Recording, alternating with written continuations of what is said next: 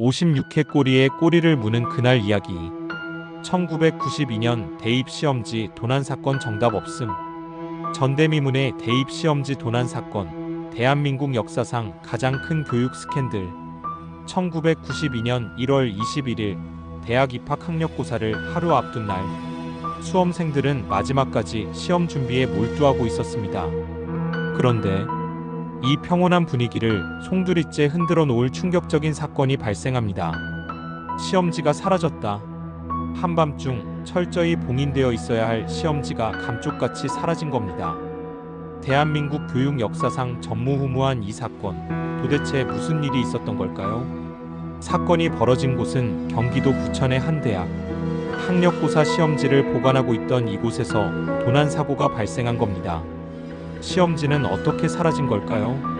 경찰이 현장을 조사한 결과 15개의 시험지 상자 중 4개가 칼로 절단된 흔적이 발견됩니다.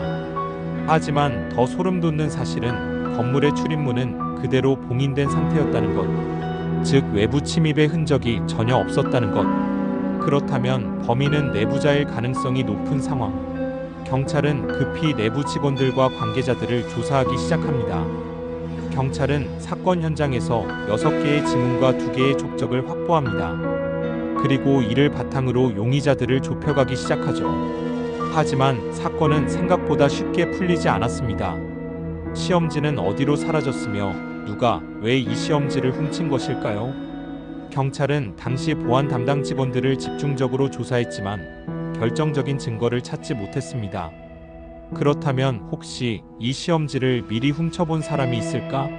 경찰은 학원가를 중심으로 수사를 확대합니다.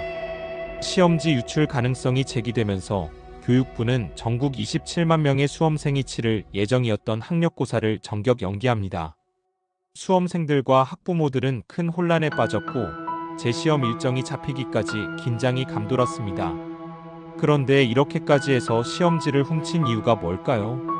학력고사는 대학 입시의 가장 중요한 시험이었고 시험지를 미리 본다면 합격률이 압도적으로 높아지기 때문이었죠. 즉, 누군가는 엄청난 부당이득을 취하려 했을 가능성이 컸습니다. 하지만 수사는 점점 미궁으로 빠져듭니다. 내부자 소행이 유력했지만 결정적인 증거는 나오지 않았습니다. 그렇게 몇 달이 흐르고 결국 범인을 잡지 못한 채 사건은 미제 사건으로 남고 말았습니다. 이 사건은 대한민국 교육 역사에 큰 충격을 남겼습니다. 이후 시험지 보관 방식이 대폭 강화되었고 보안 시스템이 개선되는 계기가 되었습니다. 하지만 아직도 그날 밤 시험지를 훔친 그 범인은 누구였을까? 라는 의문은 풀리지 않은 채 남아있죠. 여러분은 어떻게 생각하시나요? 이 사건의 범인은 누구였을까요? 영상이 흥미로우셨다면 좋아요와 구독, 그리고 댓글로 여러분의 의견을 남겨주세요. 다음에도 더욱 흥미진진한 이야기로 찾아오겠습니다.